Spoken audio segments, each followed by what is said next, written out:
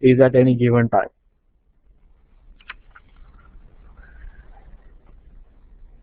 bjobs is the command that is going to show you jobs that you have run. Currently, we have not run any jobs, so right now it's just saying that there's no unfinished jobs found. You can say bjobs-u all. So all basically is an all-inclusive list of all the jobs that are scheduled or are running on the system at the moment. And we're going to start using the skills we learned last time. We'll pipe the output of this through more, because there's going to be hundreds of jobs on a big system like this. And if we do that, then you can see that these are all the different jobs that are currently running. This is obviously a pretty small list. The way you look at this jobs ID is you have a particular job ID. This is who that job belongs to. It shows you what phase it's in. It's currently running. If your job is suspended, then you will see something like USP. You generally don't want to see this. There are times when the administrators may suspend all the jobs in the system if they are doing some maintenance work, for example, then it's okay for that. This is the particular queue that this job is running in. It also shows where you submitted the job from. So right now, I believe I'm logged into the Kill Devil 2 login node. There are actually 2 login nodes that you automatically choose one. When you try to log in, the system decides which node you log into. So there is a round robin system that lets you on one of the systems automatically. This is the actual job that's running. You don't see the full command line listing, obviously, for the job. And then this shows when the job actually got submitted. So you can see that this particular job is running in the patrons queue. So this person must have access to a few nodes that they've purchased on their own. So those nodes belong to them. And that's one of the reasons why they have a job that seems to be running for almost 2 full months. So you can see that there are quantum computing jobs, things like that, simulations that can run for months together. And obviously, you will not have access to the patrons queue. So the longest you are going to be able to run jobs is for a week, which is generally plenty for most of the stuff you're going to be doing.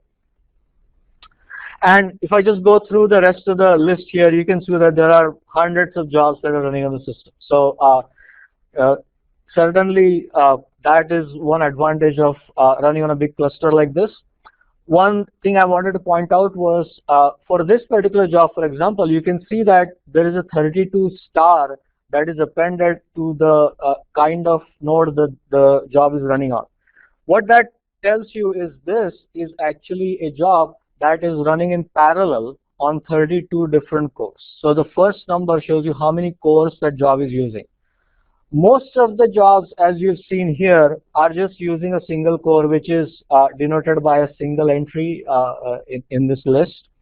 There are a certain set of jobs, like this one is actually using 251 cores at the same time. So these are jobs that are running several threads in parallel, and you need jobs like this, for example, when you're doing mapping or you're doing some sort of simulation where you're working on many different chunks of a file at the same time. That's just one more thing to sort of keep in mind. So I'm going to get out of this listing as usual by pressing Q. So Q gets you out. One more thing that one more command that you will want to learn is bkill. So bkill, obviously, if there are times when you might submit a job by mistake and you decide that, oh, I shouldn't have done that. Normally, it will probably run and quit right away. But if you know that it's pending and you don't really want it to run, you will want to use this command called bkill. And then what you provide is a specific job ID. Obviously, you can only provide job IDs that you own. You can't ask, unless you're an administrator, for example, I can't use this job ID and ask that it be killed. Obviously, that's not going to work, but you can obviously specify a job ID that you own for killing that job.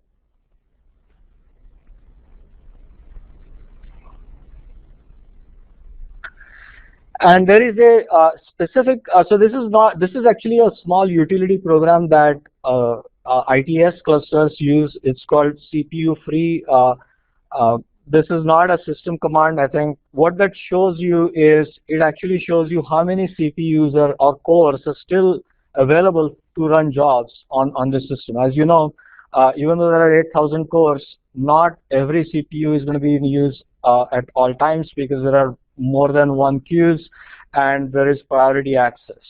Um, the identifiers in the first column are just actual physical identifiers for the blades that are in this cluster, and then the second number actually shows number of cores that are still open for jobs on that particular server.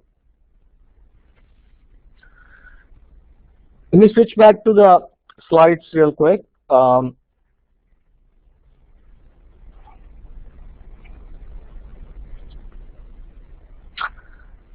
both of the ITS clusters use a system called software modules, and you can find more about what the modules system is by using this link. The short answer is it allows us to keep multiple versions of software available on the server. So for example, if you remember on a PC, you may have the Microsoft Office is probably not a good example because Office may allow you to have, let's say, Office 2010 and Office 2013 to reside side by side. But for example, if you're using Outlook, it may actually replace Outlook 2010 whenever you try to install Outlook 2030. So you can have only one instance of Outlook on your local machine, for example. Now on the server, having the module system allows us to keep multiple versions of software around, and this is useful for multiple reasons. For example, there are several programs that are regularly updated. One of the examples is a program called Burroughs-Wheeler Aligner, BWA, that a lot of people use for aligning next generation sequencing data, or a program called Bowtie2 that again is used for the same purpose. Now these programs are under active development, so there is fairly regular new releases of these programs that come out. And if you were analyzing something today with BWA, then the default version that may be available today is, let's say, 6.0. But a couple months down the road, a new version may have come out in the time in between, and at that point, the default version may have now switched to 7.0. On a PC, what would have happened is you would be forced to use the current version that is available. But having modules available, you can always go back and run a previously available version of software that is still available through the modules. And we'll see how to use modules in just a minute. And that basically allows you to keep multiple versions of things around and available. So let's start looking at some of the commands that I've listed here. So let's go back to our shell window here. So the module command, you can obviously get help for module command itself if you just say module help. These are all the different sub commands that are available for the modules release itself.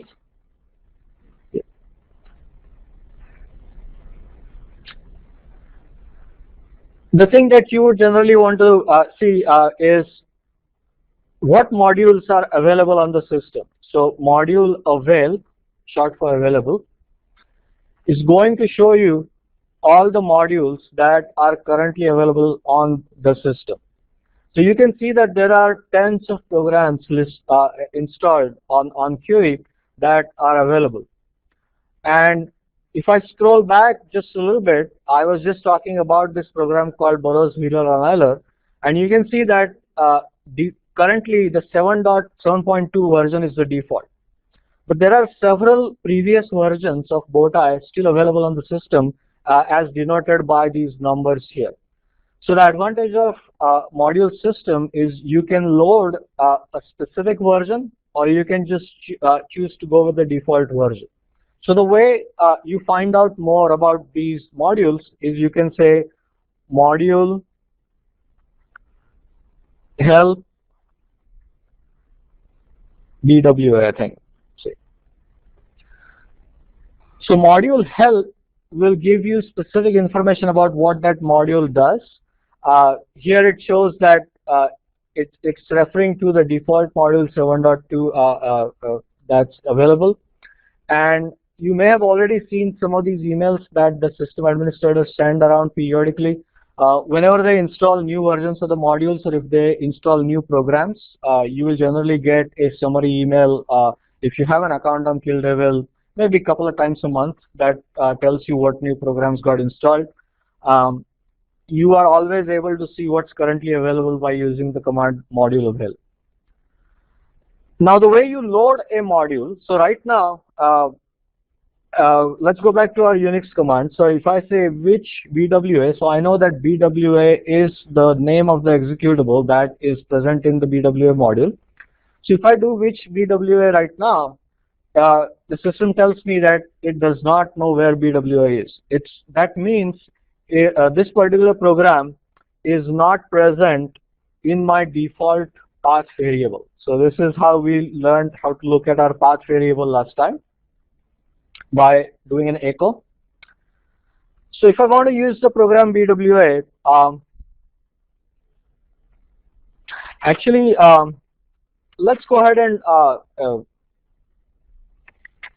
run BLAT, because that's what we are going to learn, how to run BLAT. So if I go back just for a second to my slides, we are going to use the command module load to load the BLAT module. So coming back to my window here, if I scroll back, I can see that there are two versions of BLAT available on the system. There is obviously a version that is designated as the default. So if I do module, so just to confirm that the system currently does not know where the BLAT program is. So it's obviously not finding BLAT. So now we want to use BLAT, and the way we are going to make it available for us to use is by using the module load command. So when you say module load BLAT, the system is automatically going to load the module of BLAT or the version of BLAT that is designated as default. So for all of these programs, you can see that there is a default version that is designated, and it may not be the newest one, so that's something you need to keep in mind. Like for example, this PGI program, even though there is a 13.2 available, the system still has an older version designated as the default. In our case, we know that there are two versions of BLAT, and the newest one actually is designated as the default version. So if we do not specify a specific version, this is going to load the newest version of BLAT, which would be 35.